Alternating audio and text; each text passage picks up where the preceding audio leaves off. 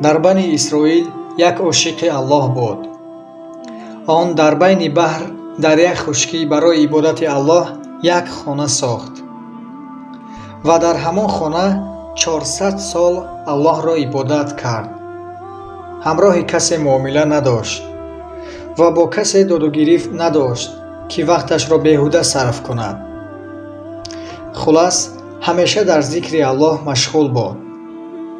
рӯзе дуо кард ки ё Аллоҳ, агар дар саҷда ҷон додан мумкин бошад, маро дар саҷда ҷон доданро насиб фармо. Аллоҳи меҳрубон дуои ин шахсро қабул кард ва дар ҳолати саҷда ҷонашро гирифт. бародарони азиз, дар ҳолати саҷда ҷон додан ба Аллоҳ яке аз аломатҳои хушбахтӣ аст ва ҳар касро ин қисм марг муяссар намешавад.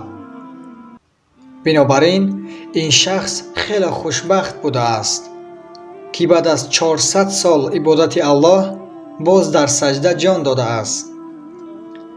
вақте ки фариштаҳо амали ин шахсро пешкаш карданд назди Аллоҳ, Аллоҳ ҳукм кард фариштаҳоро ки ин шахсро бо фазли ман дохили ҷаннат кунед.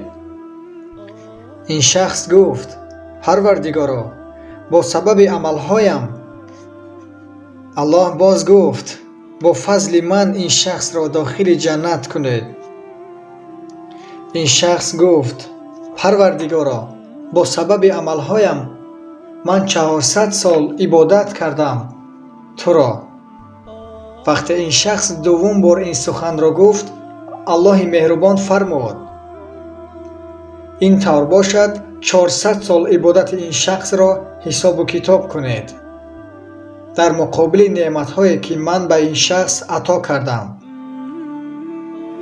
дар Бухории шариф омадааст ки вақте фариштаҳо ҳисобу китоб карданд 400 сола ибодати ин шахсро, ҳатто баробар ба биноии чашмонаш нашуд.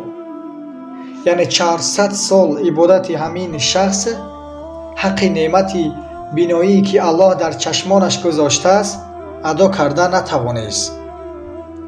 сипас Аллоҳи мутаол фармуд: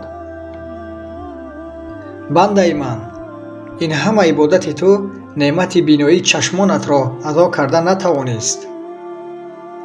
ман барои ту бисёр неъматҳои дигар ҳам ато карда будам. ту ҳаққи онҳоро адо накардаӣ.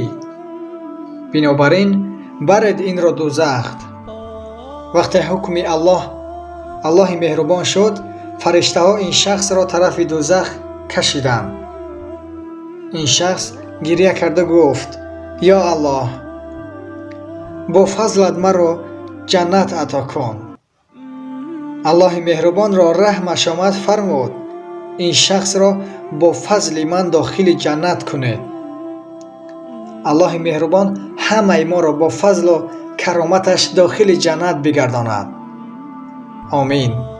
худованд аз ҳамаи шумо розӣ бошад. бародарону хоҳарони азиз, ассалому алайкум ва раҳматуллоҳ.